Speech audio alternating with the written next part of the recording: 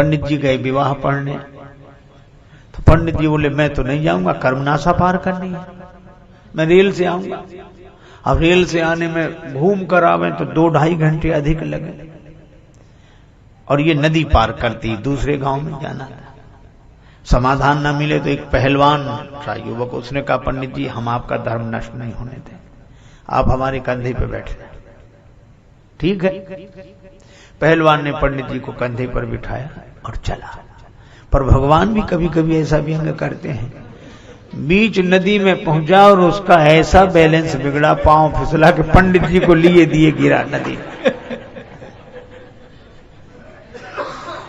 अब तो पंडित जी बड़े क्रोध में कांपे, मेरा धर्म नष्ट हो गया और काशी का वास इतने दिन किया और कर्मनाशा में तूने सारे पुण्य नष्ट करा दिए। अब सब लोग हाथ जोड़े और वो बहुत नाराज। एक सज्जन ने कहा कि पंडित जी पुण्य नष्ट अब नहीं हुए, पुण्य नष्ट तो तभी हो गए थे जब आप इसके कंधे पर बैठे। कैसे? इसके तो पुण्य नष्ट हो ही रहे थे, आपके पुण्य बच रहे थे। तो जो दूसरे के पुण्य नष्ट करके अपने पुण्य बचाना चाहे उसके तो पुण्य नष्ट हो ही गए। पंडित जी थोड़ा शांत हुए, लेकिन एक आदमी ने बड़ी अच्छी बात कही कि कर्मनाशा अपवित्र है। बिल्कुल शास्त्र कहते हैं, हम शास्त्रों की बात मानते हैं, लेकिन ये देखो कि यही नदी आगे जाकर गंगा जी में मिलती है। मैंने देखा कर्मनाशा गंगा जी में जाकर मिल जाती है, और कर्मनाशा में कोई पांव नहीं रखता धर्म की दृष्टि से, शास्त्र की दृष्टि से, लेकिन कर्मनाशा गंगा जी में मिल जाती है तो गंगा स्नान कौन बंद कर देगा? कर्मनाश जल सुरसरी परई, तेही को कहो शीस नहीं धरई। कर्मनाशा का जल गंगा जी में गिर जाए तो कौन शिरोधार्य नहीं करेगा? बस यही है, जब तक वो कर्मनाशा है तब तक शास्त्रों का नियम उसके लिए है, और जैसे ही वो गंगा जी में मिल जाती है वैसे ही शास्त्रों का नियम उसके लिए नहीं है। मैं भी आपसे यही कहता हूं, जब हम अपनी वर्ण जाति में रहकर अभिमान रखते हुए उसका पालन करते हैं तो शास्त्रों के नियम पूर्वक चलना चाहिए। लेकिन जिस दिन राम भक्ति जहां सुरसरी धारा, भगवान की भक्ति में हम अपने जीवन को मिला दें, उसी दिन शास्त्रों के नियम हमारे लिए दूसरे हो जाते हैं। पर उसी दिन होते हैं। शास्त्र की मर्यादा है, पर यह शास्त्र से ऊपर, जिसको स्वामी रामानंद जी महाराज वैष्णवाचार्य, उन्होंने बड़ी सुंदर बात कही एक चौपाई में, जाति पाति पूछे नहीं कोई, हरि को भजे सो हरि का होई। और उनका गोत्र अच्युत गोत्र, और कैसे कैसे संत बनाए गए। आप देखो रविदास जी को उन्होंने शिष्य बनाया, माता मीरा जिन्हें गुरु मानते हैं। क्यों? क्या शास्त्र मर्यादा का ध्यान उन्हें नहीं था? लेकिन शास्त्र मर्यादा से अधिक भी भगवान की भक्ति का भरोसा करते थे। पर आज तो विडंबना ये, मिलेंगे लोग पूछेंगे तेरा व्यवहार कितना है, मिलेंगे लोग पूछेंगे तेरा व्यवहार कितना है, मिलेंगे लोग पूछेंगे तेरा व्यापार कितना है, मगर ये कोई नहीं पूछता कि तेरा प्रभु से प्यार। गोपियों पर चल गया था, सांवरिया ने जादू डाला, श्री कृष्ण ने मुरली बजाकर जादू डाल दिया है, भगवान का जादू। ये गोपी भी कहती है राम जी का जादू चल गया। उस सांवरे ने ऐसा जादू चलाया कि अब उसके अलावा कोई दिखाई नहीं देता, अब कुछ अच्छा ही नहीं लगता। यह प्रेमी की दशा है। कहां देख लिया तुमने? राम लखन को फूल बगिया में देखा, राम लखन को फूल बगिया में देखा, हाथ लिए फूल दोना, किशोर गौर सांवरे सलोना, हाथ लिए फूल दोना,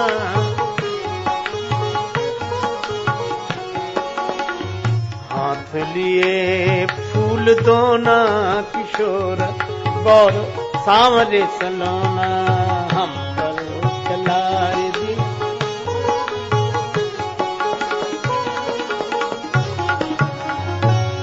हाथ लिए फूल दोना, भगवान दोना लेकर दर्शन दे रहे हैं।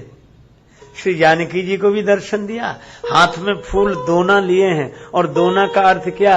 मानो भगवान ही संदेश दे रहे हैं कि श्री जानकी जी, हम आप दो दिखाई दे रहे हैं, पर दो ना, हम ये दो हैं ही नहीं। गिरा अर्थ जल बीच सम, कहियत भिन्न न भिन्न, बंदों सीता राम पद, जिन्हीं परम प्रिय खिन्न। और पुष्पवाटिका में तो प्रेम की एक और अनोखी घटना घटी। सखी से संवाद सुना, मन हो गया भगवान के दर्शन का। अच्छा, एक अद्भुत बात है, याद किसकी आई? सुमिर सिय नारद वचन, उपजी प्रीति पुनीत।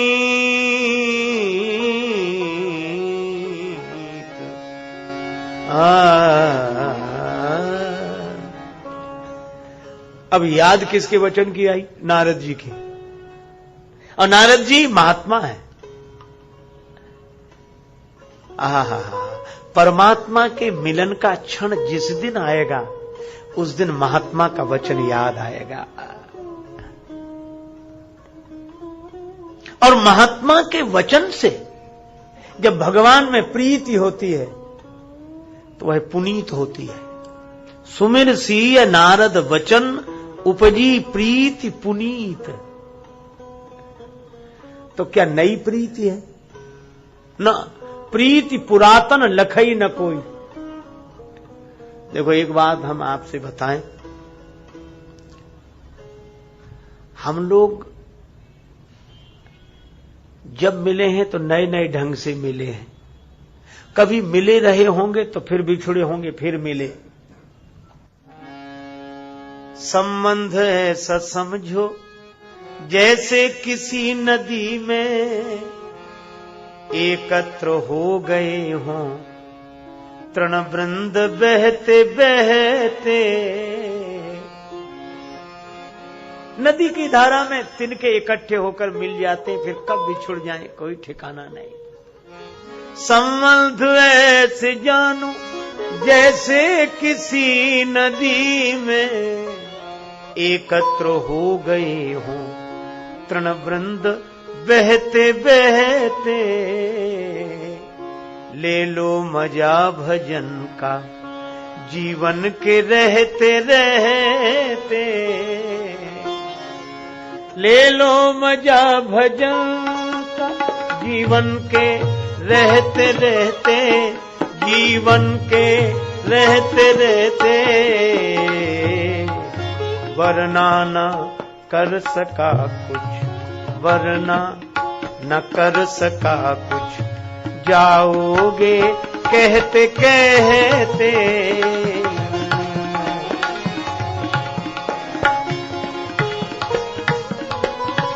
ले लो मजा भजन जीवन के रहते रहते। ले लो मजा भजन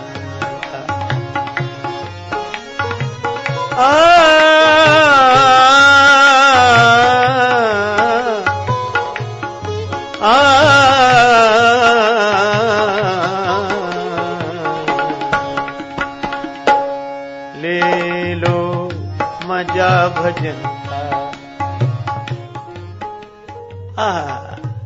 हम लोग मिले जरूर हैं पर बिछुड़े हैं, फिर मिले हैं। अच्छा, एक बात, यहां हम लोग मिल रहे हैं, थोड़ी देर में बिछुड़ेंगे, फिर कल मिलेंगे। तो हम लोगों में मिलना बिछुड़ना होता रहता है। पर एक ऐसा है जिससे कभी बिछुड़ने नहीं हुआ, जो मिलना हो। और वो कौन है? वे हैं हमारे भगवान। भगवान सदा हमारे साथ हैं। वे सच्चिदानंद प्रभु निराकार होकर हमारे साथ हैं, साकार होकर हमारे साथ हैं। वे कभी नहीं बिछुड़े।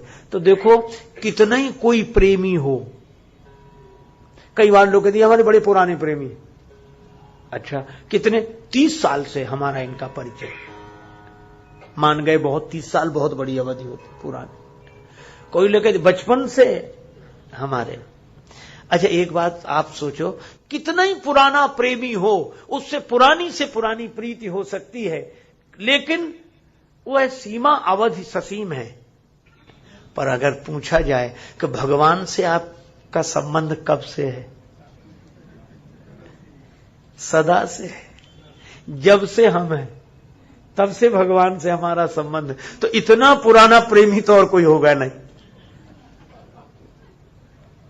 अच्छा, एक अजीब बात है, दिखने के बाद संबंध हुआ। जब हम माता के गर्भ में थे, दिखते ही नहीं थे, तब भी कोई हमको देखने वाला था। उससे अधिक पुराना प्रेमी और कौन हो सकता है? और ये याद दिलाता कौन है? ये महात्मा याद दिलाते हैं। तो आज श्री जानकी जी राम जी से मिलने जा रही हैं, तो याद किसकी आई? सुमिर सिया नारद वचन, नारद जी का वचन याद आया। इसीलिए तो लिखा कि राम जी का मिलना नए ढंग से भले ही हो रहा हो, पर प्रीति नई नहीं है, पुरानी है। इसीलिए तुलसीदास जी कहते हैं, चली अग्र करी प्रिय सखी सोई, पर प्रीति पुरातन लखई न कोई। अच्छा, लोगों को तो ये लग रहा है कि ये सखी मिला रही है, ये सखी सीता जी को राम जी से मिला रही है, पर लोग यह नहीं समझ पा रहे कि ये तो मिले मिलाए हैं। और मैं भी आपसे निवेदन करता हूं कि सदगुरु के कारण ही तो जीवात्मा परमात्मा का मिलन होता है। तो लगता यह है कि गुरुदेव के कारण हमारा परमात्मा से मिलन हुआ, जीवात्मा परमात्मा का मिलन हुआ, पर गुरुदेव यह अच्छी तरह जानते हैं कि हम जिनसे मिला रहे हैं ये कभी अलग हुए ही नहीं, ये तो मिले मिलाए का मिलना है। अच्छा, अलग तो तब हो जब दो हों, दो हैं ही नहीं। फिर बोले ये मिलन तो लीला है, इसीलिए यह रामलीला है, राम जी की लीला है। प्रीति पुरातन लखई न कोई। अब नूपुर बजे श्री जानकी जी के चरण कमल में जो पैजनी है, रुन झुन बाज रही पैजनिया, पायन जनक दुलारी के। रुन झुन बाज रही पैजनिया, पायन जनक दुलारी के। ओ रामा बाज रही पैजनिया, पैजनिया जनक दुलारी के। हो रामा रामा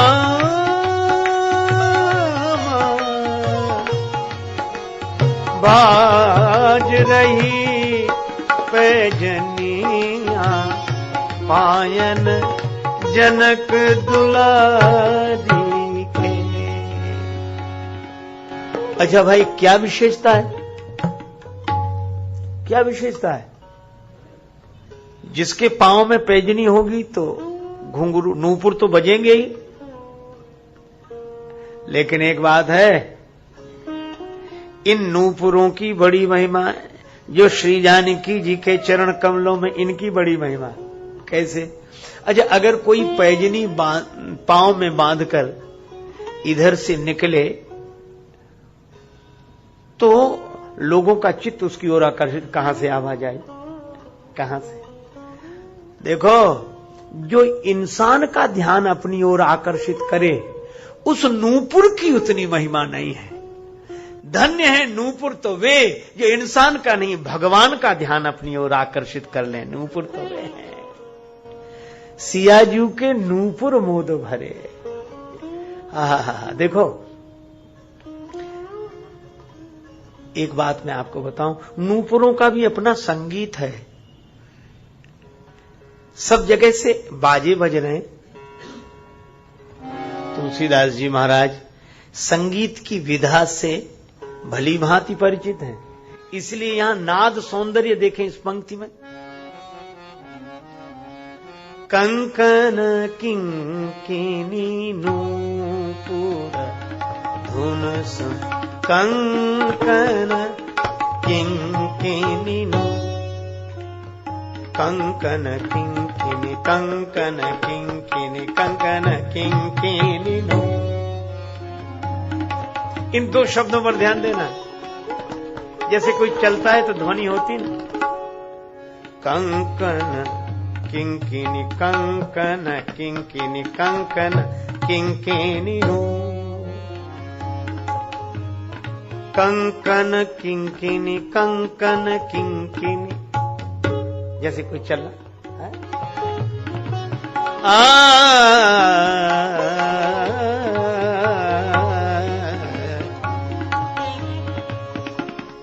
कंकन किंकिनी नूपुर। ये नूपुर में ध्वनि हो रही है, बाजे बज रहे हैं, है ना। भगवान ने तो दुंदुभी कहा, मानव मदन दुंदुभी दीनी, ये बाजे बज रहे हैं। कितना बढ़िया संकेत है।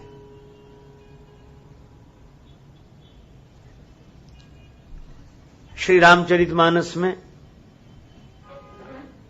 बड़ा सुंदर संकेत मिला, संगीत की सार्थकता। यहां आप देखते हैं लिखा रहता संगीतमय रामायण। आरंभ में कहा भी गया था कि जो प्रसंग हो सो पर संगीतमय रामायण। तो संगीत की सार्थकता कब? नूपुर बजे, बाजे बजे, पर किससे जुड़कर बजे? यह जो पैजनी है किसके चरणों में है? का श्री जानकी जी के चरणों में है, और जानकी जी भक्ति है। का जब भक्ति के चरणों में हमारा संगीत समर्पित होता है तो वह संगीत भगवान के ध्यान को भी आकर्षित कर लेता है। इतनी सी बात है। इसलिए अपने संगीत को भक्ति के चरण से जोड़ दो तो आवाज भगवान तक पहुंच जाएगी। पर हम एक बात है, संगीत उपासना बन जाएगी, संगीत उपासना बन जाएगा भक्ति से जुड़कर, संगीत वासना बन जाएगा जगत से जुड़कर। संगीत सीढ़ी है, दीवार से लगा दोगे तो छत पर पहुंचा देगी, और संगीत कुएं में लगा दो तो नीचे उतार देगी गड्ढे में। तो यह प्रसंग यह भी संकेत करता है कि पैजनी तो श्री जानकी जी के चरण, वहां नूपुर बजे, आहा, तो भगवान का चित्त आकर्षित होता है। तो अपने संगीत को भक्ति के चरणों में समर्पित कर दो। भगवान बोले ये कामदेव नगाड़े बजा रहा है, मानव मदन दुंदुभी दीनी। अब एक अद्भुत बात है, काम की भी अपनी कला है। जब यह समाधि भंग करने के लिए जाता है तो यह भी कलाकारों को साथ लेकर जाता है। काम लेकर गया, सकल असंसर कला प्रवीणा।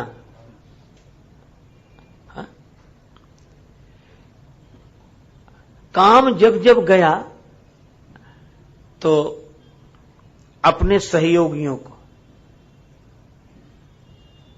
नृत्यांगनाओं को लेकर गया, रंभादिक सुरनारी नवीना। लेकिन काम कला कछु मुनि न व्यापी, निज भय डरेऊ मनोभाव पापी। तो काम जिन सहयोगियों को साथ लेकर गया उनके भी तो घुंघरू बजते होंगे, उनके भी तो नूपुर बजते होंगे, उनका भी तो नृत्य होता होगा। इसका अर्थ क्या है कि वह कला, संगीत कला है, पर अगर काम से जुड़ गई तो वासना से जुड़ा हुआ संगीत पतन का हेतु है। और वह और किसी का ध्यान भले ही आकर्षित कर ले, लेकिन जो भगवान के ध्यान में डूबा है, नारद जी का ध्यान अपनी ओर आकर्षित नहीं कर सका। इसका अर्थ है कि तुलसीदास जी दोनों बातें कहते हैं कि इन नूपुरों के द्वारा महात्मा तक का चित्त आकर्षित नहीं हुआ। जो काम के साथ आई थी नृत्यांगनाएं, जो काम के साथ आई थी, उनके नृत्य के समय उनके नूपुरों से महात्मा तक का चित्त आकर्षित नहीं हुआ। लेकिन जब नूपुर श्री जानकी जी के चरण में होते हैं तो महात्मा की कौन कहे, परमात्मा भी आकर्षित हो जाते हैं। और आज भगवान ने कहा कि काम ही बजा रहा है नगाड़े, काम। लक्ष्मण जी तो कुछ बोले ही नहीं, ये काम आप तक आ जाएगा? भगवान बोले आज आ जाएगा। क्यों आ जाएगा? उसने श्री सीता जी के चरणों का आश्रय लिया है, वहीं से बाजी बजा रहा है। मानव मदन दुंदुभी दीन्ही, और मदन शब्द दिया। मदन का अर्थ मद न, अभिमान छोड़कर भक्ति के चरणों में समर्पित हो गया। काम कहता है, किसी ने पूछा कि तुम राम जी के पास जा रहे हो तो भक्ति के चरणों का आश्रय लेकर अभिमान छोड़कर क्यों जा रहे हो? काम ने कहा कि हमारी महिमा यह है कि को जग काम नचाव न जेहि। कौन दुनिया में ऐसा है जिसे मैंने न नचा दिया हो? को जग काम नचाव न जेहि। इसलिए मुझे बड़ा अभिमान था, लेकिन आज अभिमान नहीं रहा, मैं मदन हो गया। मद न, अब अभिमान नहीं रहा। क्यों नहीं रहा? बोले मैं उनकी शरण में जा रहा हूं। किनकी शरण में? बोले मैं सारे संसार को नचाने वाला हूं और वो मुझे नचाने वाले हैं, इसलिए अभिमान छोड़कर उनकी शरण में जा रहा हूं। काम सारी दुनिया को नचाता है और राम जी काम को नचाते। जनकपुर में ही नचाया, काम घोड़ा बन गया। भगवान उस पर बैठ गए और भगवान ने जब जात नचावत चपल तुरंगा, और घोड़ा बना कौन? बाज वेश जनु काम बनावा, जनु बाज वेश बनाए मन से। तो भगवान बोले मैं समझ गया ये काम नगाड़े बजा रहा है। इसका अर्थ काम, कला, संगीत बुरा नहीं है, अगर भक्ति के चरणों से जुड़ जाए तो भगवान तक पहुंचाने वाला है। लक्ष्मण जी चुप रहे। किसी ने कहा कि उपदेश करो, उपदेश, कुछ उपदेश। लक्ष्मण जी तो वैराग्य है और वैराग्य को बोलना चाहिए, पर यहां लक्ष्मण जी मौन है। लक्ष्मण जी क्यों मौन है? का लक्ष्मण जी इसलिए मौन है, लक्ष्मण जी कहते हैं अगर राग आ रहा होता तो वैराग्य बोलता, राग आ रहा होता तो वैराग्य बोलता, पर श्री जानकी जी के रूप में राग नहीं, यह तो अनुराग आ रहा है, इसलिए वैराग्य मौन है। वासना हो तो वैराग्य कुछ बोले, और अगर भक्ति है, उपासना है, तो वैराग्य मौन होता है कि यहां दो हैं ही नहीं तो हम बोले काहे को? प्रभु बोले तो कुछ, तो लक्ष्मण जी बोले चलो आपको लताओं की ओट में ले चलते हैं। ले गए लताओं की ओट में, सजा दिया आज भगवान को। मोर पंख लगा दिया, कुंचित केश राशि में अधिखिली कलियां गुम्फित कर दी। इतना सुंदर स्वरूप भगवान का। देखऊ लतन ओट देखऊ,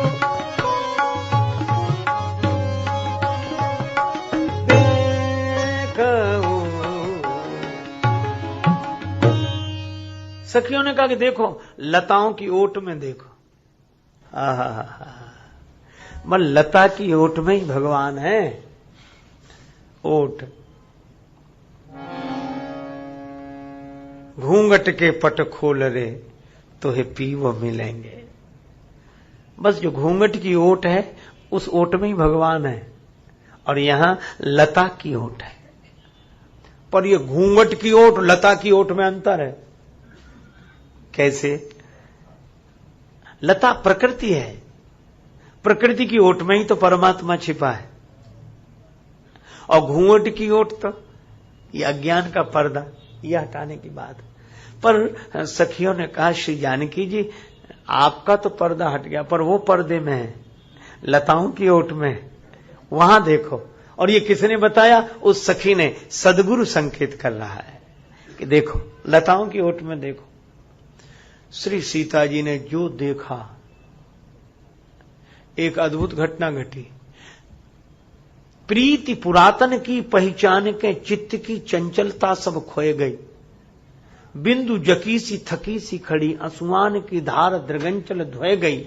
मोहिनी मूर्ति राघव की, चित में कछु मोहिनी मंत्र सो छोए गई। और देखत ही वह सांवरी सूरत, बेटी विदेह की बावरी होए गई। एक अद्भुत घटना घटी। श्री सीता जी ने राम जी को देखा तो क्या किया? लोचन मग राम उरयानी, लोचन मग राम, लोचन मग, लोचन मग, लोचन मग राम, लोचन मग राम ही उरानी। राम जी को नेत्रों के रास्ते से भीतर ले गई। दीने पलक कपाट सयानी, नेत्र बंद कर लिए। प्रेम की यह दशा, नैनन भीतर आवतु, पलक झांप तुह लेऊं, और ना मैं देखूं और को, ना तुह देखन दे। भीतर आ गए। और भीतर आ गए, इसका एक अर्थ क्या, बाहर देखने की जरूरत नहीं रही। जिसको हमने बाहर देखा वह तो भीतर ही है। जो उस सांवले को सदा ढूंढता है, उसे एक दिन सांवला ढूंढता है। जिसे ढूंढने का अमल पड़ चुका है, वो उस ढूंढने में मजा ढूंढता है। अरे दिल जिसे कुल जहां ढूंढता है, वो तुझ में तू उसको कहां ढूंढता है? वो तुझ में तू उसको कहां ढूंढता है? न पूछो पतित बिंदु क्या ढूंढता है, पतित बंधु जी का पता ढूंढता है। वो तुझ में। श्री सीता जी आंख बंद करके, यही है, यही है। अच्छा बोलो, यह ज्ञान की स्थिति, प्रेम की स्थिति। प्रेम में दूरी रही नहीं जाती। अरे वे यही है। यह है प्रेम का रस। जिस प्रेम की पूर्णता की यही पहचान है कि जिसको हम बाहर पाना चाहते हैं, उसकी अनुभूति भीतर ही हो जाए। यही है, यही है।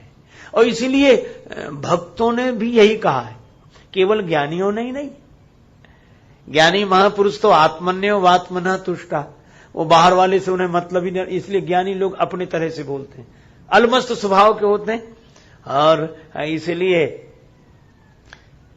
कबीरदास जी की तरह बोलते हैं, भली भई हरि बीसरे, सिर से गई बलाए, और जैसे के तैसे रहे, ना कछु आए न जाए। बोले न बाहर न भीतर, न भीतर न बाहर।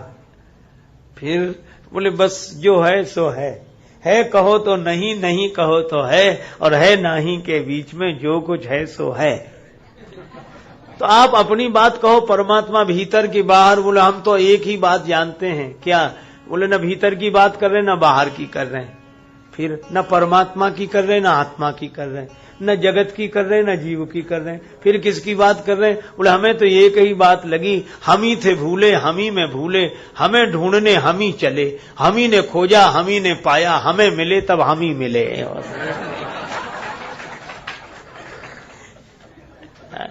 न भीतर न बाहर, न इधर न उधर, न कहीं कुछ नहीं। बस ये निजानंद मस्ती में मैं झूमता हूं। ये कहां कौन कैसा न मैं पूछता हूं, खिले हैं जमाने में गुल रंग बिरंगे, मिसाले भंवर हो के मैं गूंजता हूं।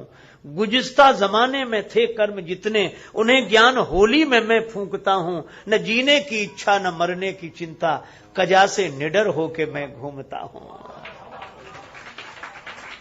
पर ये मस्ती दी किसने? सदगुरु का स्मरण हो गया।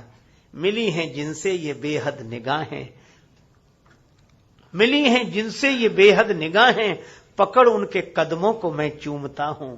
और हुआ मुक्त सबसे बड़ी खुशनसीबी, हुआ मुक्त सबसे बड़ी खुशनसीबी, फकीरी खजाने को मैं लूटता हूं। ये मस्ती। लेकिन श्री जानकी जी के द्वारा जो प्रेम तत्व की बात हो रही वह भी वही है, बस थोड़ा शैली का भेद है, बात वहां भी वही कही जा रही है। श्री जानकी जी ने आंख बंद कर लिए, बाहर देखने नहीं, क्यों? बोले भीतर है। सखियों ने कहा कि यह ठीक नहीं है। जब आप बाहर देख रही थी तो ऐसा मान रही थी कि भीतर नहीं है, और जब भीतर मिल गए तो अभी आप मान रही कि बाहर है ही नहीं, भीतर ही देखते रहे, तो यह तो अपूर्णता हुई। पूर्णता कब होगी? कहा क्या? बोले भीतर भी वही, बाहर भी वही। ये बाहर भीतर का भेद हो सकता है, पर उसके होने में भेद नहीं है। ऐसी बुद्धि आ जाए तब प्रेम की स्थिति है। प्यारे, तुम ही मेरे भीतर मैं बनकर बैठे हो और तुम ही बाहर तुम बनकर खड़े हो। सारी लीला तुम्हारी ही है, तुम्हारे अलावा कुछ नहीं, कुछ नहीं, कुछ नहीं। ज्ञानी के यहां मैं शेष रह जाता, मैं हूं। भक्त के यहां तू शेष रह जाता, तू है। ज्ञानी मैं में स्थित होकर आनंद में डूबा रहता है, और भक्त तू के भाव से अनुराग में डूबा रहता है। तो मैं जहां शेष वहां ज्ञानी, वहां भी अद्वैत। तू जहां शेष वहां भक्त, वहां भी अनन्यता।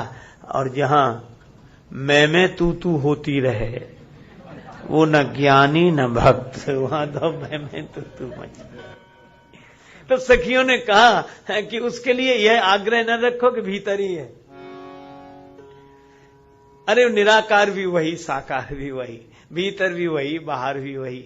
एक भक्त ने कहा निराकार वाले हमें यह बता दें कि निराकार है तू तो साकार क्या है? सब कुछ तुम ही हो प्रभु, सर्वम खलविदम ब्रह्म, सब कुछ वही। तो एक सखी ने कहा कि आंख खोलकर बाहर भी तो देखो।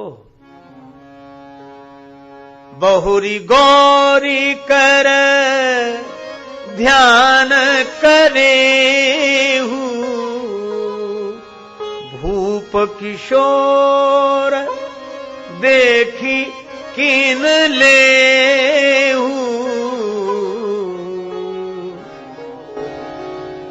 अब सखियों ने थोड़ा प्रेम में, ये प्रेमियों की शैली ऐसी होती, कुछ कहना होता कुछ कहते हैं। अब सखियां भी जानती कि ध्यान किसका हो रहा है। श्री सीता जी राम जी का ही तो ध्यान कर रही, पर सखियां कहती हैं श्री जानकी जी से, किशोरी जी ये गौरी माता का ध्यान बाद में करना। अब गौरी माता का तो ध्यान है नहीं, पर ये प्रेम की भाव भाषा है, विनोद है। बहुरी गौरी कर ध्यान करे हो, ये गौरी माता का ध्यान बाद में करना, पहले आंख खोलकर इन्हें देख तो लो। भूप किशोर देख किन ले हो। अब सीता जी भी समझ गई। तुलसीदास जी शब्द लिखते हैं, सकुची सी तब, संकोच के साथ, नयन उघारे। तो क्या दिखाई दिया? सन्मुख दो रघु सिंह निहारे।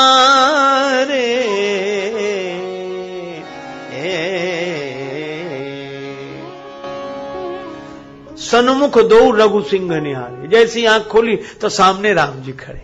आहा, सामने भी आप, भीतर भी आप। और कितना बढ़िया संकेत, भीतर से देख रहे हैं और बाहर से दिख रहे हैं, आप ही आप हैं।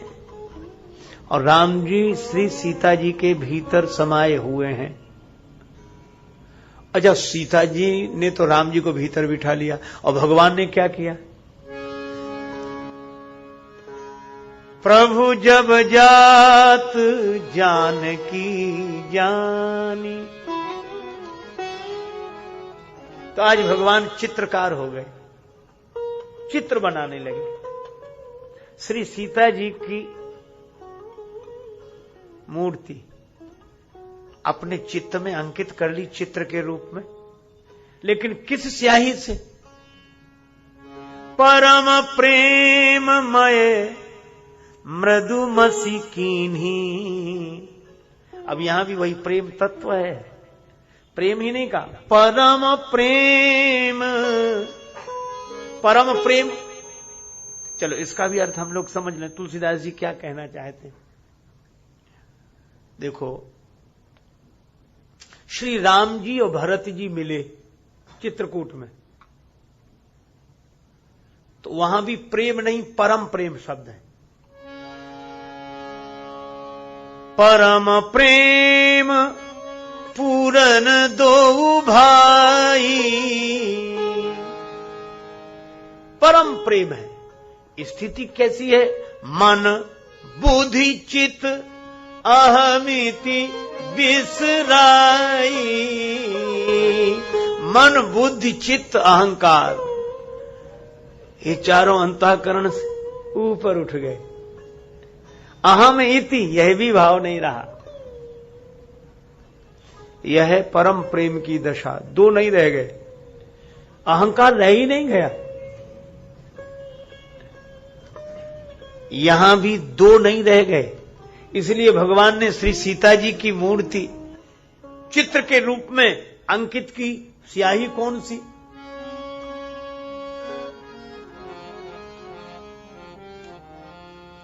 परम प्रेममय मृदुमसी कीन्ही, चारु चित्त भीति लिख लीनी।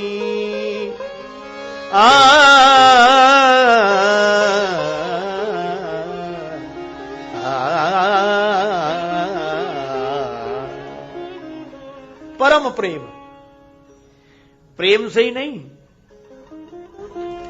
आज तो लोग प्रेम हो गया, प्रेम, ये कोई प्रेम नहीं।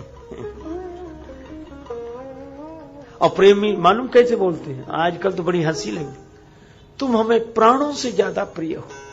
इससे तो कम कोई प्रेम करते ही नहीं है आजकल सब, प्राणों से ज्यादा ही। दूसरा भी कहता तुम हमें प्राणों से ज्यादा प्रिय हो। अच्छा, विडंबना यह देखो कि थोड़ी देर पहले एक से कहा था प्राणों से ज्यादा प्रिय, थोड़ी देर में फिर दूसरे से कहेंगे, फिर तीसरे से कहेंगे।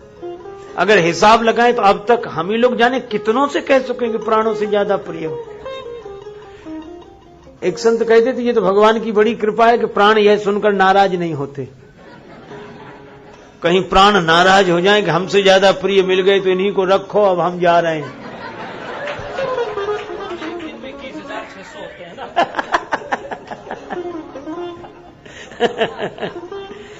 स्वामी जी कह रहे हैं कि प्राण एक दिन में 21,600 होते हैं। इसलिए सोचते हैं कि कुछ चले भी जाएंगे तो भी तो बाकी तो बहुत बचे रहें। अरे भाई, प्रेम वह है जहां प्राण दो रह ही नहीं गए, मन बुद्धि चित्त अहंकार से ऊपर, परम प्रेम। अच्छा, राम जी सीता जी को बसा रहे हैं, लेकिन कहां? चित्त में। चित्त में ही नहीं उतारे। चारु चित्त भीति लिख लीनी। चारु माने पवित्र चित्त। जहां प्रेम परमता को प्राप्त होता है वहां चित्त पवित्र होता है। और अगर चित्त पवित्र नहीं है तो वह प्रेम नहीं होगा, कुछ और होगा। प्रेम में तो चित्त पवित्र होता है। चारु चित्त भीति लिख लीनी। अब श्री सीता जी राम जी में, और राम जी के भीतर सीता जी, और सीता जी के भीतर राम जी। इसका क्या अर्थ हुआ? इसका यह अर्थ हुआ कि जो बाहर से राम जी हैं वो भीतर से सीता जी हैं, और जो बाहर से सीता जी हैं वो भीतर से राम जी हैं। अब इन दोनों में प्रेम हो, आप सोचो ना जरा, भीतर से राम जी, बाहर से सीता जी, और बाहर से सीता जी, भीतर से राम जी। अब इन दोनों में प्रेम हो तो क्या दो का प्रेम है? राम जी अगर सीता जी से प्रेम कर रहे हैं, राम जी अगर सीता जी से प्रेम कर रहे हैं तो सीता जी के भीतर कौन है? राम जी। तो राम जी सीता जी से प्रेम कर रहे हैं कि राम जी से ही प्रेम कर रहे हैं? और सीता जी अगर राम जी से प्रेम करें तो राम जी के भीतर कौन है? सीता जी। लगता है कि सीता जी राम जी से प्रेम कर रही हैं, राम जी सीता जी से प्रेम कर रहे हैं, पर भीतर जाकर देखो तो राम जी से प्रेम कर रहे हैं, सीता जी से प्रेम कर रही हैं। यह प्रेम का तत्व है। तत्व प्रेम कर मम अरु तोरा, जानत प्रिया एक मन मोरा, सोमन सदा रहत तुह पाही, जान प्रीति रस इतने ही माही। ये दो ही नहीं, गिरा अर्थ जल बीच सम कहियत भिन्न न भिन्न। जहां अभिन्नता की अनुभूति होती है अनन्यता के भाव के कारण, वहीं प्रेम प्रकट होता है, वह परम प्रेम। एक संत बड़ा अच्छा भाव सुना रहे थे, बहुत पहले की बात याद आई। श्री जानकी जी पुष्पमाला लेकर गई, राम जी को पहनाने के लिए धनुर्भंग कर दिया है। सुनत जुगल कर माल उठाई, प्रेम विवश पहिराई न जाई। माला उठाई तो पर पहना नहीं पा रही, माला लिए खड़ी। अलग अलग भाव आपने सुने होंगे, पर एक भाव आज आप इस पर विचार करके देखें, क्या सीता जी क्यों नहीं माला पहना पा रही? आगे बढ़ो। चतुर सखी लख कहा बुझाई। चतुर सखी ने कुछ देखा और फिर संकेत किया कि नहीं पहनाओ माला। प्रश्न ये कि देखा क्या? चतुर सखी लखी, और चतुर सखी ने लखा है। तो एक महात्मा का भाव कि श्री सीता जी जैसे ही राम जी को जयमाल पहनाने के पहले तो ऐसे देख रही, फिर ऐसे देखा, ऐसे देखा, तो राम जी के हृदय में उनको किसी देवी की दिव्य छवि दिखाई दी। तो सीता जी सोचने लगी कि ये कौन है? माला तो पहना रही है, पर जब देखा कि ये कौन है, और उस सखी ने सीता जी को देखते हुए देखा कि राम जी के हृदय में किसी देवी की छवि देखकर रुक गए हाथ माला पहनाते हुए, तो सखी ने देखा तो हंस पड़ी। उसने कहा कि जिसे आप इतने गौर से देख रही हैं वह और कोई नहीं, आपकी ही मूर्ति है जो भगवान ने अपने हृदय में अंकित कर रखी है। चतुर सखी लख कहा बुझाई, संकोच मत करो पहिरावहु जयमाल सुहाई। तो राम जी के हृदय में श्री जानकी जी, और जब जानकी जी गई गौरी माता के मंदिर में, गौरी माता के मंदिर में गई तो माता आप सबके हृदय में रहती हो, आप तो सब जानती हो, आपसे क्या कहें, बड़ा संकोच है।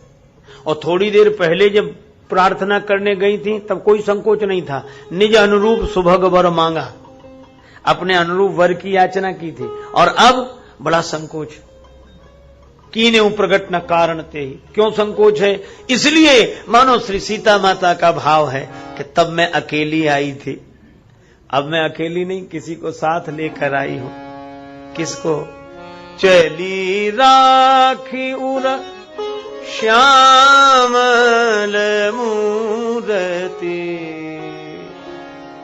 मूरति, सावनी मूर्ति राम जी की मेरे हृदय में है।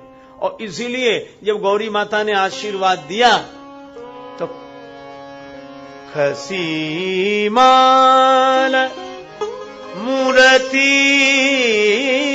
मुस्कानी,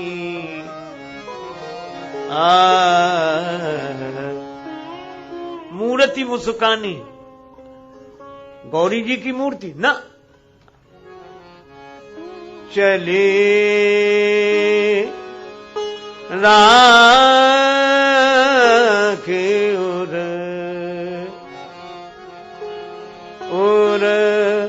श्यामल मूरति।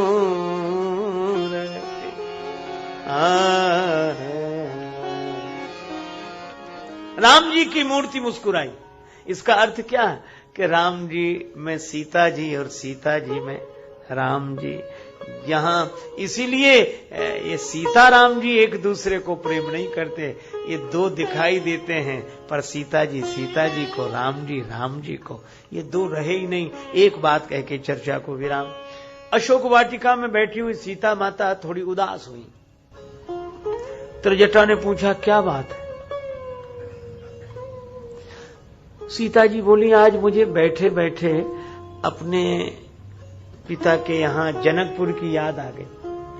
हमारे पिता बड़े ज्ञानी हैं, विदेह राज। उनके यहाँ ज्ञानी संत आते रहते हैं, तो उन लोगों में सत्संग होता था, तो तब की बात हमें आज अचानक याद आई। ये तो अच्छा है कि अशोक वाटिका जो शोक देने वाली है, उस समय वेदांत का आश्रय लिया, ब्रह्म विद्या का आश्रय लिया, लेकिन उदास क्यों हो गए? का उसमें हमें एक उदाहरण याद आया, वेदांती संत ब्रह्मज्ञानी महात्मा दिया करके। कौन सा? कीट भृंग न्याय। भृंगी कीड़ा किसी दूसरे कीड़े को पकड़ के अपने सामने बिठा के ऐसे भुन भुन भुन भुन भुन भुन करता है, तो दूसरा कीड़ा भी भृंगी हो जाता है। चिंतन का यह प्रभाव। ब्रह्मविद ब्रह्मैव भवति। जो मन ब्रह्म ही ब्रह्म विचारत, तो मन होत है ब्रह्म स्वरूपा। भृंगी संगम भृंगी होत है कीट महाजड़। तो ब्रह्म संग सो ब्रह्म होय तो का आश्चर्य बड़। तो त्रिजटा ने कहा, यह तो स्वाभाविक बात है, बिल्कुल सही बात है, लेकिन आप उदास क्यों हो? ये कठिनाई क्यों हो गई? सीता जी बोली, जब चिंतन का यह प्रभाव है तो मुझे एक डर लग रहा है। क्या? बोले, राम जी इस समय दिन रात मेरे ही चिंतन कर रहे हैं। हा जानकी, हा जानकी, हा। तो कहीं ऐसा ना हो कि राम जी मेरा चिंतन करते करते सीता जी हो जाएं। तो राम जी को जो लीला पूरी करनी हो, कैसे पूरी होगी? उनका अवतार जिस उद्देश्य से हुआ है, क्योंकि चिंतन करते करते वे कहीं सीता जी हो गए। तो त्रिजटा हंसने लगी। अरे श्री किशोरी जी, ये तो बड़ी बाल सुलभ बात आपने कही है। भगवान की लीला तो पूरी होगी, वो रुकने वाली नहीं। कैसे होगी? तो त्रिजटा ने कहा कि अगर राम जी आपका चिंतन कर रहे हैं, तो आप भी तो राम जी का चिंतन कर रहे हैं। अगर श्री राम जी आपका चिंतन करने से सीता जी हो जाएंगे, तो आप भी राम जी का चिंतन करने से राम जी हो जाएंगे। लीला तो होगी ही। क्यों हो जाएंगे? बोले, सही बात तो यह है कि आप दिख रही सीता जी के रूप में, पर स्वरूप तो राम जी का ही आपके भीतर है, और राम जी दिख रहे हैं राम जी के रूप में, पर स्वरूप तो सीता जी का ही है भीतर। तो दोनों दो नहीं है। इसीलिए तुलसीदास जी कहते हैं कि हनुमान जी के माध्यम से भगवान ने संदेश दिलाया, तत्व प्रेम कर मामय ऋतोरा, जानत प्रिया एक मन मोरा।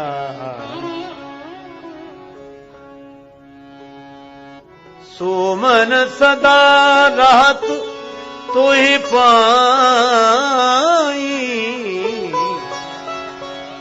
जान प्रीत रस इतने ही माही। अमर राम चरित्र लिख कर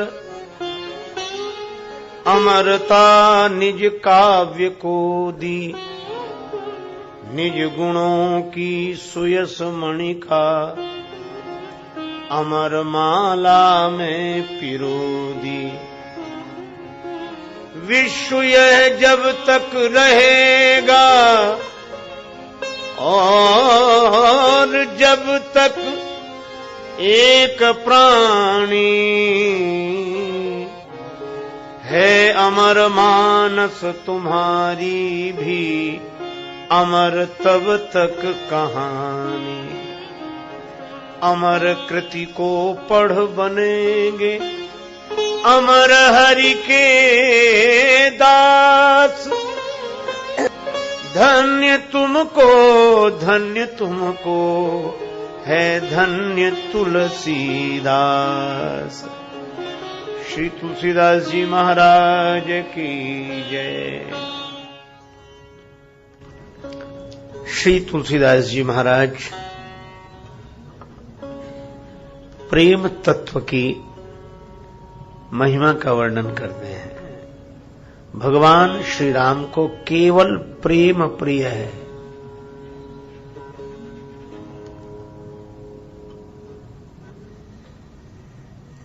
जो जानने वाले हैं वे जान लें। जानने वाले तो ज्ञानी जन है, और ज्ञानी जन यह जानते हैं। क्या? कल मैंने निवेदन किया था कि श्री सीता जी में श्री राम जी और राम जी में श्री सीता जी। लगता है कि श्री सीता जी राम जी से प्रेम कर रही हैं और राम जी श्री सीता जी से प्रेम कर रहे हैं। पर यदि गंभीरता से देखें तो राम जी के भीतर श्री सीता जी हैं, और श्री सीता जी के भीतर यदि राम जी हैं तो राम जी से ही प्रेम कर रहे हैं, श्री सीता जी से ही प्रेम कर रही हैं। यही प्रेम का तत्व है। वह इसी तरह यदि हम लोग गंभीरता से विचार करें तो लगता है कि हम एक दूसरे से प्रेम कर रहे हैं, पर यह भगवान की माया के कारण ऐसा लगता है कि हम एक दूसरे से प्रेम कर रहे हैं। सही बात है कि हम अपने आप से ही प्रेम करते हैं, क्योंकि दूसरे में भी तो अपना आप ही समाया हुआ है, और इसी तरह अपने में जिसे हम दूसरा समझ रहे हैं वह भी सत्ता रूप में प्रतिष्ठित है। तो यदि विचार किया जाए, जब दूसरा कोई है ही नहीं, इसीलिए हमारे महापुरुष कहते हैं कि हम किसी दूसरे से भी प्रेम करते हैं तो इसलिए क्योंकि हम अपने से ही प्रेम करते हैं, अपने लिए ही प्रेम करते हैं। और यही कारण है कि श्याम श्याम रटत रटत, श्याम श्याम रटत रटत राधा श्याम भई, फिर यूं पूछत सखियन सो राधा कहां गई। प्रेम की यह स्थिति है।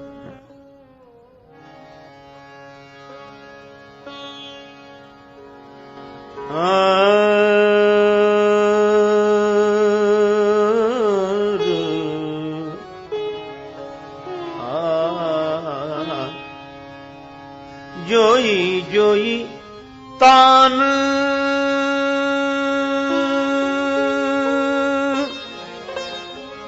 भरो मुरली में, सोई सोई गाय सुनाऊं,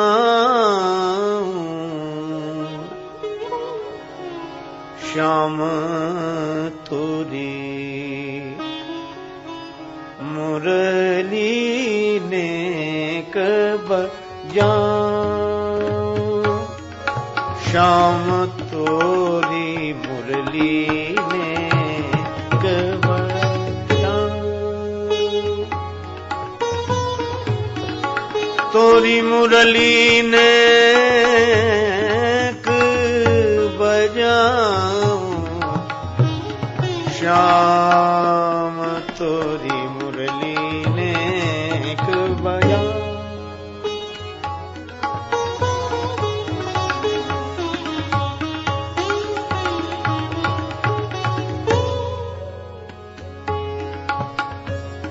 तुम्हारे सिर माखन की मटकी,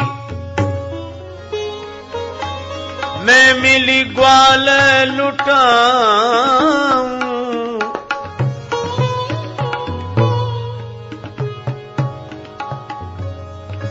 हमारी चुनरी तुम ही ओढ़ो, मैं सिर छत्र धराऊं। किस लिए? कारण केवल एक है, सूर श्याम तुम बनो राधिका, हो नंदलाल कहाँ मुरली नेक बजाऊं, श्याम तोरी मुरली नेक बजाऊं, श्याम तोरी मुरली नेक बजाऊं, मुरली नेक बजाऊं बजाऊं बजाऊं। श्री राधिका जी कहती, श्री कृष्ण तुम्हारी मुरली मैं बजाना चाहती।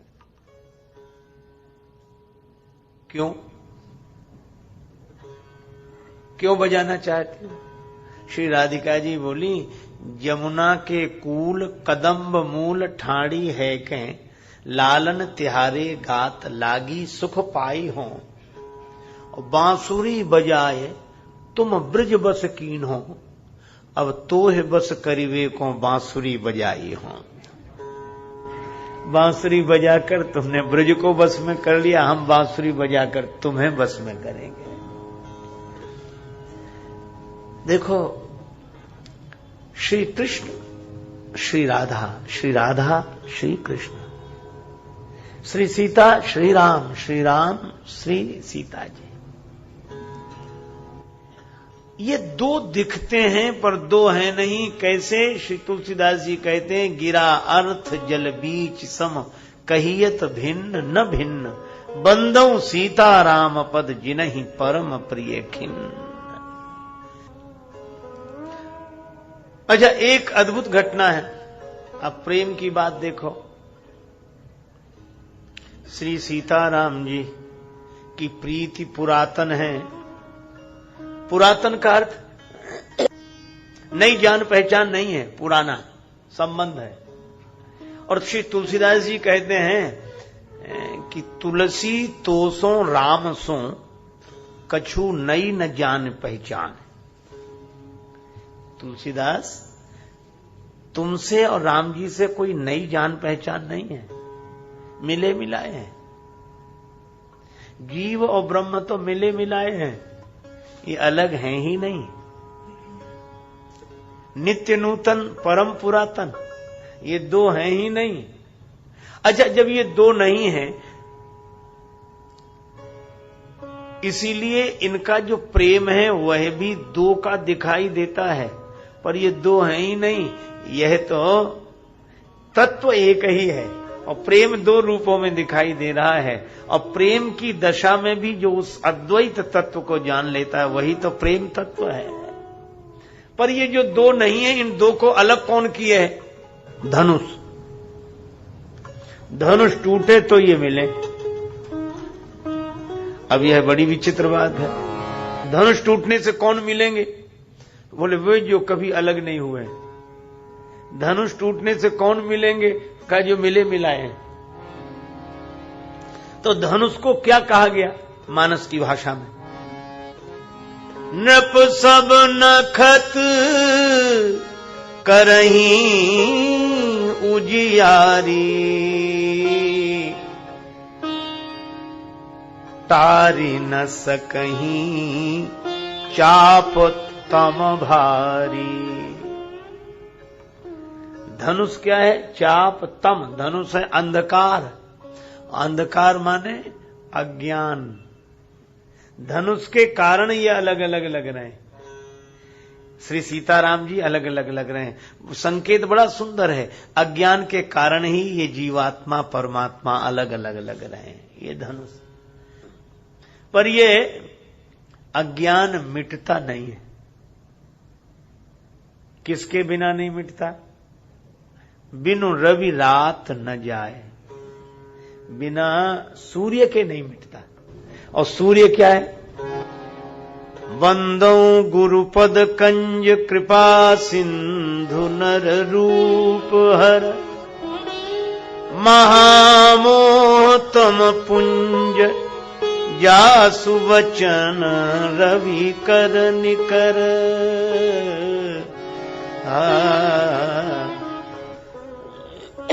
गुरु ज्ञान ही सूर्य है जो अज्ञान के अंधकार को मिटाता है।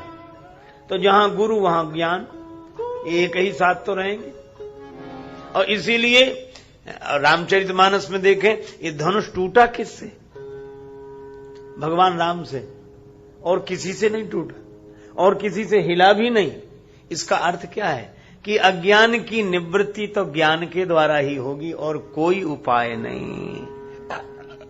नान्या पंथा विद्यते अयनाय, इसके अलावा कोई मार्ग नहीं। अच्छा, गुरुजी बैठे हैं और गुरुजी के संग राम जी बैठे हैं, तो राम जी को उपमा क्या दी गई? उदित उदय गिरि मंच पर रघुवर बाल पतंग। रघुवर बाल पतंग। राम जी सूर्य हैं, उदय होते हुए सूर्य हैं, और कितना बढ़िया संकेत है। किसी ने कहा कि आपने राम जी को उदय होता हुआ सूर्य क्यों बताया? तुलसीदास जी बोले इसलिए कि गुरु जी के पास बैठे हैं, गुरु जी के चरणों में बैठे हैं, और इसका अर्थ है जो गुरुदेव के चरणों में बैठते हैं उन्हीं के जीवन में ज्ञान का उदय होता है, ज्ञान का सूर्योदय होता है। यह संकेत है। अब इस धनुष को तोड़ने की चेष्टा तो बहुतों ने की। श्री कबीरदास जी ने भी इस धनुष को एक रूप में देखा है। कबीरा मोह पिनाक यह बिनु गुरु टूटत नाहि। कबीरदास जी कहते हैं ये मोह का धनुष है। मोह माने अज्ञान। यूं कहो कि अज्ञान के कारण ही देहाभिमान, देहाध्यास। और जब तक ये देहाभिमान का धनुष नहीं टूटता, देहाध्यास का धनुष नहीं टूटता, तब तक जीवात्मा परमात्मा के मिलन की एक रूप में अनुभूति नहीं होती। यही इस कथा का रहस्य है। तो ये दो हैं नहीं, परस्पर दो चकोर दो चंदा। अगर दो हैं तो दोनों ही चकोर, दोनों ही चंद। इसलिए कहियत भिन्न न भिन्न। आहा, मुझे तो कभी कभी लगता है कि जो ज्ञान की दृष्टि से अद्वय ब्रह्म है वही प्रेम की लीला करने के लिए अपने संकल्प से ही और स्वरूप में ही दो की भावना कर लेता है। बस इतनी सी बात है। उनका संकल्प है, लीला विलास है, और यही कारण है। लेकिन वो अपने संकल्प से एक होकर दो रूप में दिखते हैं, और अज्ञान के कारण हम उन्हें दो मानने लगते हैं। यही उनकी माया है। तो अज्ञान की निवृत्ति हो, अब इसके लिए बहुत राजाओं ने चेष्टा की। तुलसीदास जी महाराज कहते हैं सब काम किया राजाओं ने। सुनिपन सकल भूप अभिलाखे, सुनिपन सकल भूप।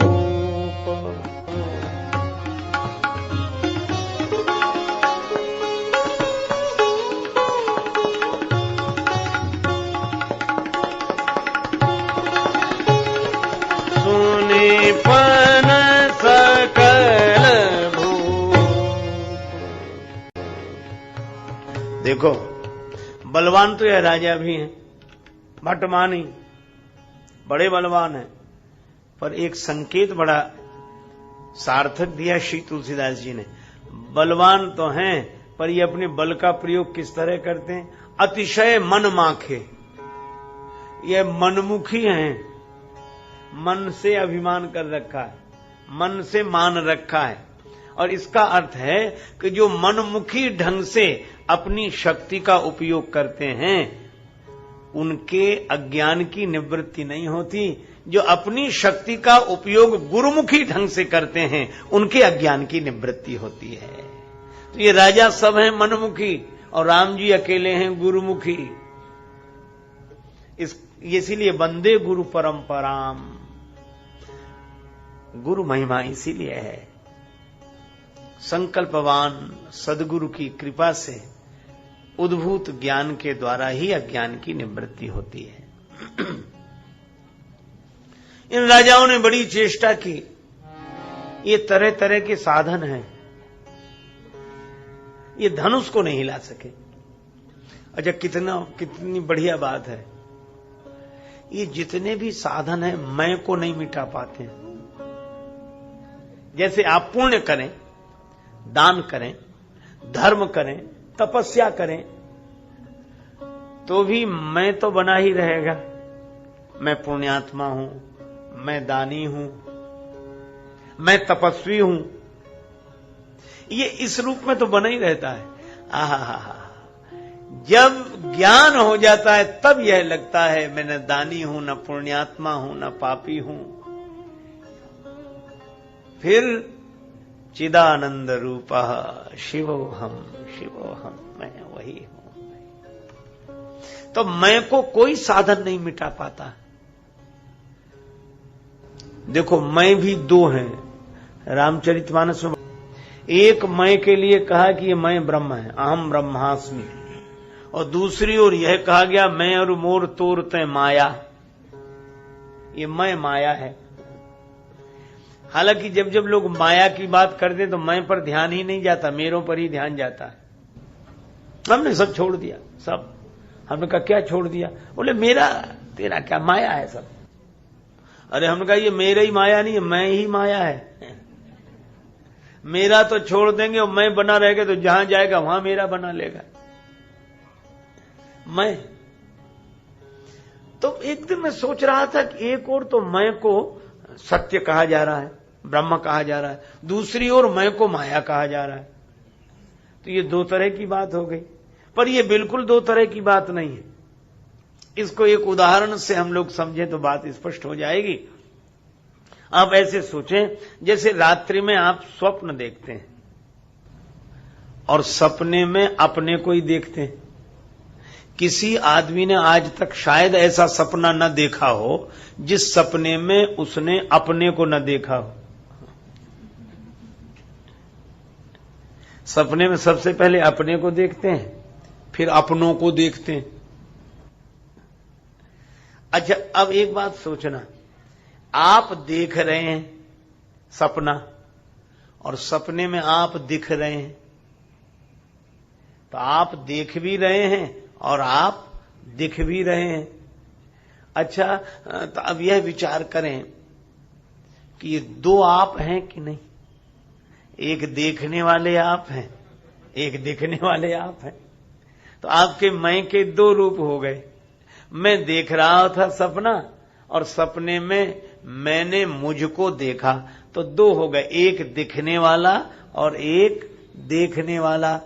तो जो दिखने वाला मैं है वह स्वप्न पुरुष है, वह जो दिखने वाला मैं है वह मिथ्या है, पर उसको जो देखने वाला मैं है वह ब्रह्म है, वह सत्य है। इसलिए एक मैं माया का स्वरूप और एक मैं ब्रह्म का स्वरूप। तो इस जो मिथ्या मैं है स्वप्न पुरुष की तरह, इसकी निवृत्ति जागने पर ही होगी, स्वप्न में नहीं होगी।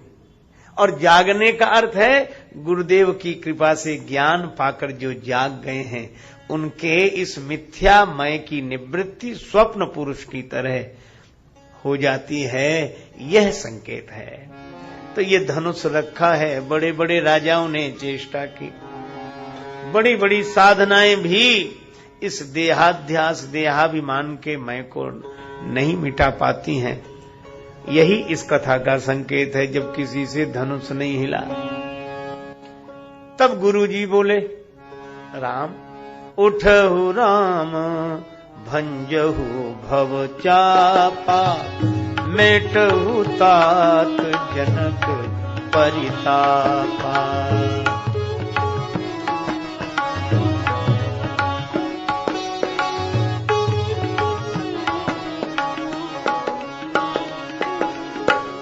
सुनि गुरु वचन चरण सिरुनावा, हरस विषाद न कछु उरआवा, हरस विषाद न कछु उरआवा, हरस विषाद न कछु उरआवा। गुरुजी ने कहा, राम उठो, शिव धनुष का खंडन कर दो। राम जी गुरुदेव के चरणों में प्रणाम करते हैं। उन्हें न हर्ष है न विषाद है, सहजता से चले, सहज ही चले सकल जग स्वामी।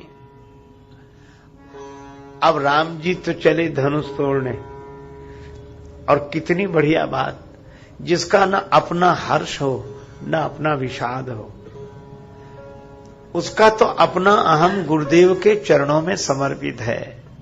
गुरु जी का संकल्प है, मैं तो केवल यंत्र मात्र हूं। ऐसी सहज स्थिति, श्री राम जी जा रहे हैं धनुष तोड़ने। अब सीता माता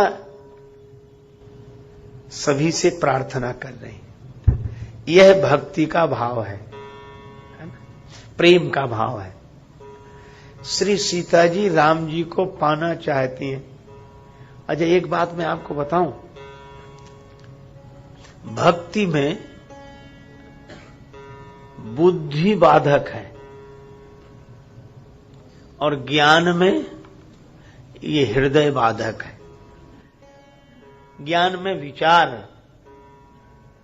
और भक्ति में भावना की प्रधानता है। अच्छा, भक्त के साथ एक कठिनाई यह है कि वह प्रेम तो कर पाता है, विचार नहीं कर पाता है। अब सीता जी भी भगवान को पाना चाहती हैं। किन्हें पाना चाहती हैं? जो उनसे अलग नहीं है, जो उनसे भिन्न नहीं है, पर यह विचार नहीं है। क्यों? भक्ति तो भावना प्रधान है। इसलिए सीता जी उनको पाने के लिए सब देवता मना रही हैं जो अपने से अलग नहीं है। किस किस से प्रार्थना करती हैं? यह प्रेम का भाव। गणनायक वरदायक देवा, आजु लगे कीने तुअ सेवा, आजु लगे कीने तुअ सेवा। हे गणेश जी महाराज, आपकी सेवा आज के दिन के लिए ही की है और इनके पहले स्मरण कर चुकी हैं। किसका? हो प्रसन्न महेश भवानी। हे शंकर भगवान आप प्रसन्न हो जाओ, हे भवानी माता आप प्रसन्न हो जाओ। अच्छा, अद्भुत यह भक्ति का स्वरूप तो देख। शंकर जी को भी मना रही हैं। क्यों? धनुष आपका है। भवानी माता आप प्रसन्न हो जाओ। क्यों? आशीर्वाद आपका है। धनुष शंकर जी का, आशीर्वाद भवानी माता का। और गणेश जी आप प्रसन्न हो जाओ। क्या आप विघ्न दूर करने वाले हैं? गणेश जी बोले तो हम कौन सा विघ्न दूर कर दें? सीता जी बोली, बार बार विनती सुन मोरी, बार बार विनती सुन मोरी, बार बार विनती, करहु चाप गुरुता अति थोरी, विनती विनती सुन मोरी विनती, बार बार विनती विनती विनती, बार बार विनती।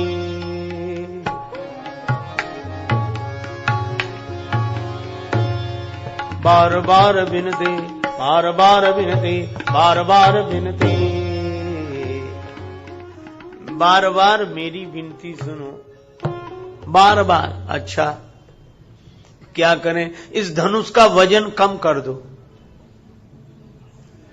गणेश जी से प्रार्थना क्या की जाए? इस धनुष का वजन कम कर दो। गणेश जी मुस्कुराए कि इस काम के लिए हम ही मिले। धनुष का वजन कम करने के लिए हमसे प्रार्थना की जा रही है। श्री गणेश जी कहते हैं हमारा ही वजन कौन सा कम है?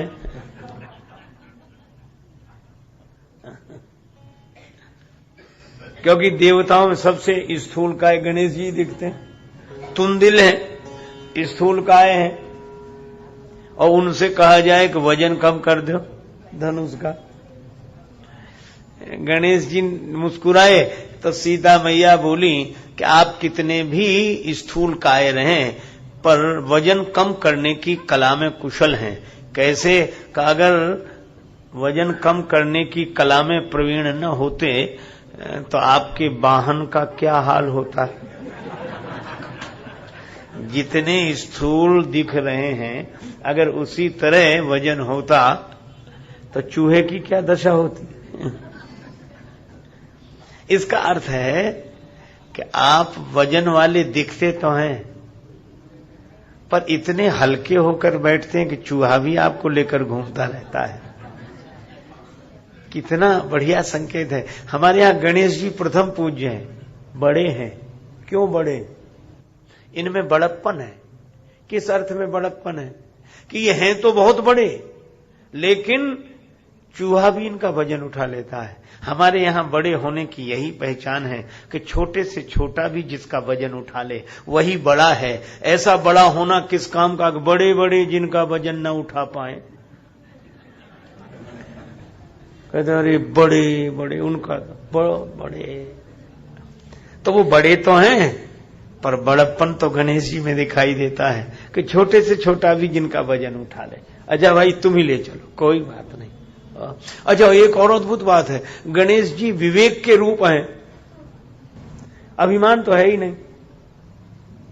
अच्छा इसको दूसरे ढंग से भी देखें, हम लोग तो इसी से परेशान हैं कि लोग क्या कहेंगे, इतने बड़े आदमी और ऐसे जा रहे हैं, इस सवारी से जा रहे हैं। मुझसे कई बार लोग कहते हैं कि इतने बड़े और इससे कोई क्या कहेंगे, नहीं व्यवस्था करो। अच्छा किसी दिन टैक्सी से जाना पड़े तो लोग क्या, अरे आप टैक्सी से, लोग क्या कहेंगे, इतने बड़े और टैक्सी से, और लोग क्या कहेंगे, आप भी इतने, जरा दिखना भी चाहिए। हमको हंसी लगती है, हमने कहा गणेश जी से आज तक किसी ने कहा इतने बड़े और चूहे से। अरे भाई गणेश जी चूहे से चले तो उनका कौन सी महिमा गिर गई? तो बड़े होने का अर्थ क्या है? गणेश जी ने यह बताया कि जो साधनों से बड़ा हो वह कोई बड़ा नहीं है। बड़ा तो व्यक्ति साधना से होता है, साधनों से नहीं होता। साधना से बड़ा होता है कि साधनों से बड़ा होता है? और सही बात यह है कि जो साधना से बड़े नहीं हो पाते हैं वे साधनों के द्वारा अपने को बड़ा करके दिखाते हैं। और जिनका ध्यान साधना पर नहीं रहता वो साधनों से ही लोगों को बड़ा समझने लगते हैं। इसलिए मुझे वो बात याद आई जब स्वामी विवेकानंद जी भारत से बाहर यात्रा में थे, शिकागो की धर्म सभा में उनके व्याख्यान की सफलता के बाद जो उनको सम्मान मिला, तो किसी भक्त ने कहा कि स्वामी जी आपको देखकर लगता नहीं था कि आप इतना बढ़िया व्याख्यान देकर और सबको मंत्रमुग्ध कर देंगे। सब हतप्रभ रह गए। पहले नहीं, क्योंकि आपका रहन सहन का ढंग ठीक नहीं है। ये ऐसे वस्त्र लपेटते हो वहां तक लहराता रहे बिना ये। हम आपको बहुत बढ़िया सलाह देते हैं, क्या आप हैं तो बहुत महान पर दिखते नहीं हो। तो स्वामी जी बोले क्या करें? कहा कि हम व्यवस्था करा देते हैं, वस्त्र लाएंगे और आप दर्जी को माप दे दीजिए तो आपको बहुत बढ़िया वस्त्र ऐसे बनवा दिए जाएं जिन्हें पहनकर आप भद्र पुरुष लगें, आप शरीफ लगें, आप सचमुच बड़े लगें। स्वामी जी ने उत्तर दिया कि भाई आपके यहां दर्जी आदमी को शरीफ बनाता है, पर मैं उस देश से आया हूं जहां चरित्र आदमी को शरीफ बनाता है। असल में हमारे यहां दर्शन की महिमा है और दुर्भाग्य से हम लोग प्रदर्शन से जुड़ गए। जहां दर्शन है वहां विचार है, जहां प्रदर्शन है वहां प्रचार है। गणेश जी से यह प्रेरणा लेनी चाहिए कि छोटे से छोटा भी जिसका वजन उठा ले और छोटे से छोटे साधन से भी जाने में जिसको कोई गिलानी न हो, बल्कि ये अपना चलने से मतलब ठीक है, जो है ठीक। अच्छा और यह भी नहीं सोचा करे भाई तुम्हारी मां भवानी नंदन हो आप, भवानी माता तो शेर पर चलती हैं और आप चूहे पर। कई लोग ऐसे ही बहुत परेशान करते हैं, क्या आप विचार तो करो किस कुल से ऐसे चल रहे हो कहां। पर गणेश जी मुझे लगता है इसीलिए स्वस्थ रहते हैं क्योंकि इन सब बातों का वो टेंशन नहीं लेते हैं, जो है ठीक है। और लड्डुओं को भोग लगे, संत करें सेवा और लड्डुओं का भोग क्या? तुलसीदास जी विनय पत्रिका में कहते हैं, राम नाम मोदक सुधा जो साने पागे है। राम नाम का मोदक भक्ति के रस में डुबोकर जो सेवन करता रहे उसको कोई फर्क नहीं पड़ता, वह अपनी मस्ती में रहता, आनंद में रहता। तो गणेश जी ने कहा कि हमारा वजन कौन सा कम है, लेकिन वजन कम करने की कला में आप प्रवीण हैं, तो आप ऐसा करें कि धनुष दिखता तो ऐसे ही रहे, वजन कम हो जाए, और थोड़ा बहुत नहीं, करहु चाप गुरु था अति थोड़ी, करहु चाप गुरु था, गुरु था अति, गुरु था अति, गुरु था, गुरु था, गुरु था अति। करहु चाप गुरुता, इस धनुष का वजन कम ही नहीं अत्यंत कम कर दो, गुरुता अति थोड़ी। गणेश जी बोले ठीक है, लेकिन ये प्रेम तो है, पर प्रेम प्रकट भी नहीं हो रहा। प्रिय पाहुने के प्रति प्रीति बधु प्रगटी नहीं, घूंघट में ही रही, अनुराग उमंग तरंगणी भी तट से न बढ़ी, तट ही में रही, दुख की घटा बिंदु नहीं बरसी, दृग संपुटी के पट में ही रही, घटिका में घटी इतनी घटना, फिर भी घट की घट ही में रही। मन ही मन, मन ही मन मनाव अकुलानी, मन ही मन। अच्छा, एक अद्भुत बात है, सबसे प्रार्थना के जयमाल थी हाथ में,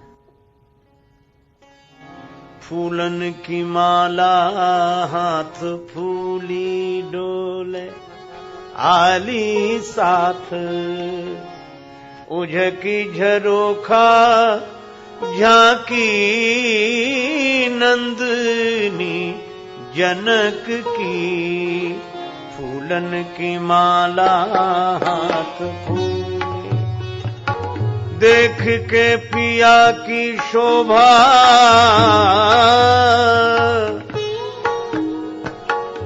सियाजू का मन लोभा,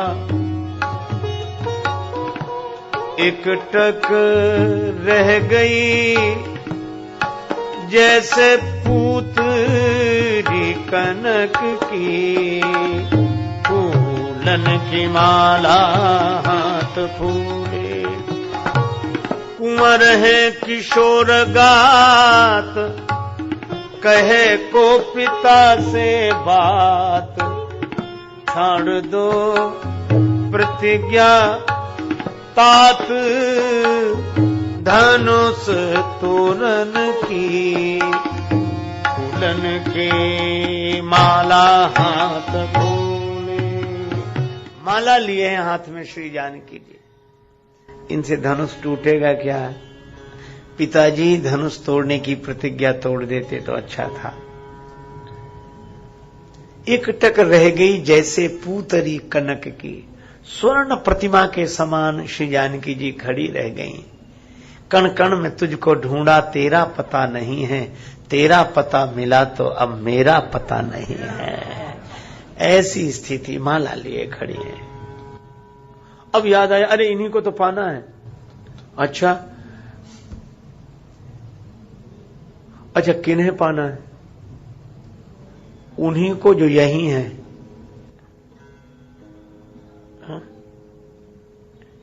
जो यही है उन्हीं को पाना है।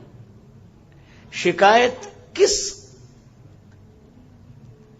जुबान से करें हम उनके न आने की? यही एहसान क्या कम है मेरे दिल में जो रहते हैं, वो तो है ही, उन्हीं को पाना है। माला से ही बोली श्री जानकी जी, एरी जयमाल कह तो सुन ले हिये को हाल, कह तो होए निठुर रोस ही में तनि जावे तू, कह तो प्रण साथनी होए प्रण को निवाह देरी, कह तो प्राण घातनी होए प्राण हनि जावे तू। बिंदु कभी लाडली सखी की लाज राखे सखी, दो में से एक की ही ठान ठन जावे तू, दासी बने सांवरे सुजान के गले की, कह तो जान की गले की आज फांसी बन जावे तू। जयमाल मेरे मन का हाल सुन ले। अच्छा अब एक बात बताओ, जब इतनी व्याकुल है श्री जानकी जी, तो राम जी धनुष तोड़ क्यों नहीं रहे? धीरे धीरे जा रहे हैं।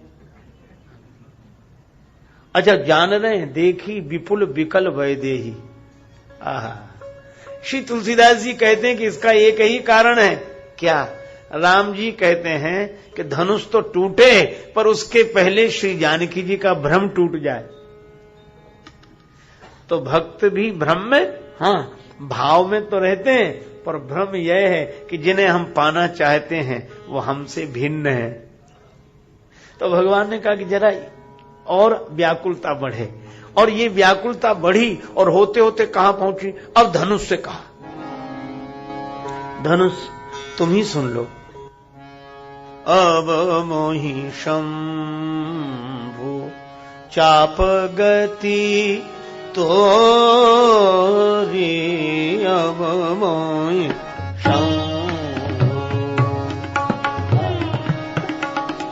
अब मोहि शंभु, अब मोहि शंभु, अब मोहि शंभु।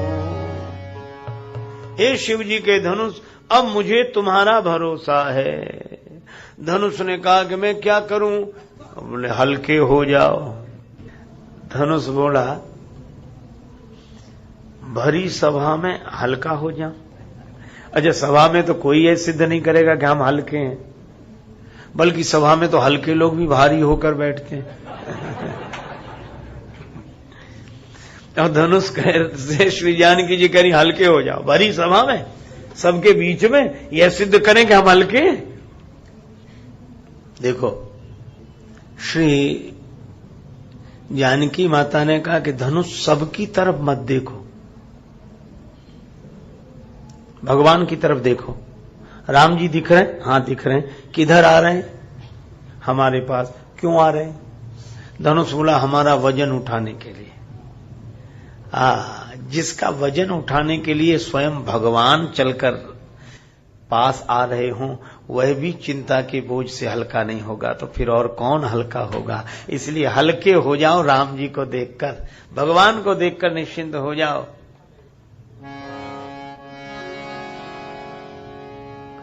भगवान को देखकर निश्चिंत।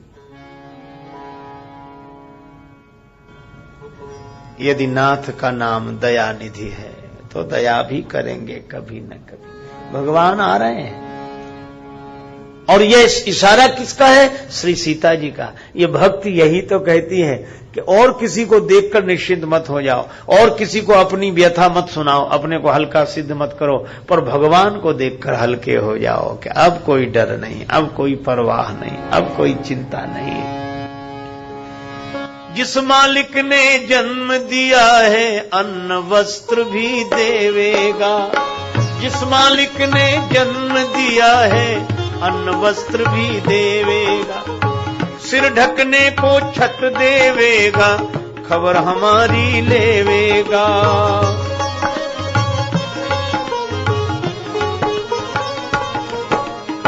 भजन करो निश्चिंत हो चिंता, छोड़ो रोटी दाल की, बलिहारी बलिहारी बोलो, बलिहारी नंदलाल की, बलिहारी बलिहारी बोलो, बलिहारी नंदलाल।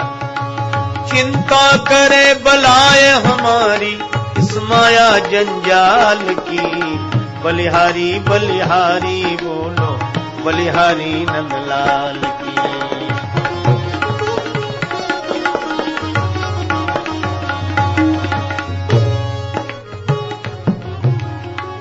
हो हरु रघुपति निहारी, हो